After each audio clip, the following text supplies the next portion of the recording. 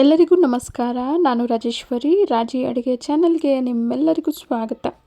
ಇವತ್ತಿನ ವಿಡಿಯೋಲಿ ತುಂಬಾ ರುಚಿಯಾದ ಮಾವಿನಕಾಯಿನ ಬಳಸಿ ಬೇಳೆ ಸಾರನ್ನು ಹೇಗೆ ಮಾಡೋದು ಅಂತ ನೋಡೋಣ. ಸುಲಭವಾಗಿ ಕಡಿಮೆ ಸಮಯದಲ್ಲಿ ಈ ಸಾಂಬಾರನ್ನು ಮಾಡ್ಕೋಬಹುದು. ರುಚಿಯಂತೂ ತುಂಬಾ ಚೆನ್ನಾಗಿರುತ್ತೆ. ಬನ್ನಿ ಈಗ ತಡ ಮಾಡದೆ ವಿಡಿಯೋನ ಸ್ಟಾರ್ಟ್ ಮಾಡೋಣ.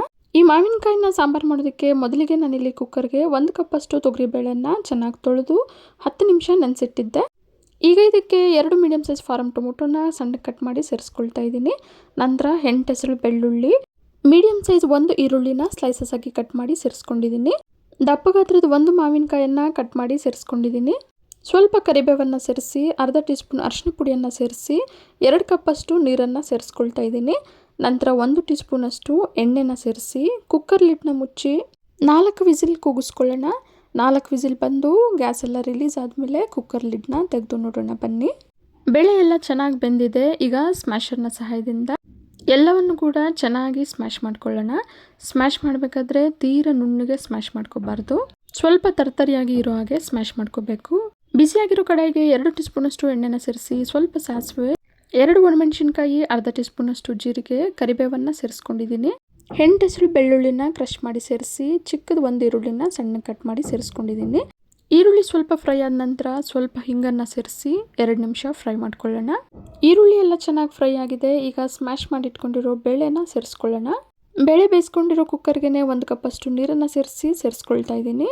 ರುಚಿಗೆ ತಕ್ಕಷ್ಟು ಉಪ್ಪನ್ನು ಸೇರಿಸಿ 1 ಟೀ ಸ್ಪೂನಷ್ಟು ಸಾಂಬಾರು ಪುಡಿ, 1 ಟೀ ಸ್ಪೂನಷ್ಟು ಧನಿಯಾ ಪುಡಿ, 1 ಟೀ ಸ್ಪೂನಷ್ಟು ಅಚ್ಚಕಾರದ ಪುಡಿಯನ್ನು ಸೇರಿಸ್ಕೊಂಡಿದ್ದೀನಿ.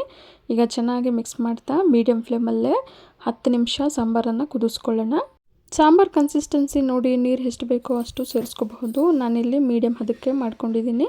10 ನಿಮಿಷದ ನಂತರ ಸಣ್ಣಕ್ಕೆ ಹೆಚ್ಚಿರೋ 1 ಕೈ ಹಿಡಿಯಷ್ಟು ಕೊತ್ತಂಬರಿಯನ್ನು ಸೇರಿಸಿ ಗ್ಯಾಸ್ ಫ್ಲೇಮನ್ನು ಆಫ್ ಮಾಡಿ ಚೆನ್ನಾಗಿ ಮಿಕ್ಸ್ ಮಾಡ್ಕೊಳ್ಳೋಣ. ಸಖತ್ ಟೇಸ್ಟಿಯಾದ ಮಾವಿನಕಾಯಿನ ಬಳಸಿ ಮಾಡಿರುವಂಥ ಬೇಳೆ ಸಾರು ಈಗ ಸರ್ವ್ ಮಾಡೋದಕ್ಕೆ ರೆಡಿಯಾಗಿದೆ. ನೀವು ಕೂಡ ಮನೇಲಿ ಇದೇ ರೀತಿ ಒಮ್ಮೆ ಟ್ರೈ ಮಾಡಿ ನೋಡಿ. ಮನೇಲಿರೋರೆಲ್ಲ ತುಂಬಾ ಇಷ್ಟಪಟ್ಟು ತಿಂತಾರೆ. ಬಿಸಿ ಬಿಸಿ ಅನ್ನ, ಮುದ್ದೆ ಎಲ್ಲದ್ರ ಜೊತೆಗೂ ಕೂಡ ತಿನ್ನೋದಕ್ಕೆ ತುಂಬಾ ರುಚಿಯಾಗಿರುತ್ತೆ. ಇವತ್ತಿನ ಈ ರುಚಿಯಾದ ಸಾಂಬಾರು ನಿಮಗೆಲ್ಲ ಇಷ್ಟ ಆಗಿದೆ ಅಂದ್ಕೊಂಡಿದ್ದೀನಿ. ಇಷ್ಟ ಆಗಿದ್ರೆ ಈಗಲೇ ಒಂದು ಲೈಕ್ ಮಾಡಿ, ಹಾಗೆ ನಿಮ್ಮ ಫ್ಯಾಮಿಲಿ ಆ್ಯಂಡ್ ಫ್ರೆಂಡ್ಸ್ ಜೊತೆ ಶೇರ್ ಮಾಡಿ.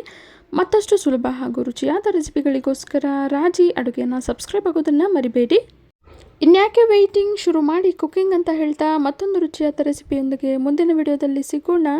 ಧನ್ಯವಾದಗಳು.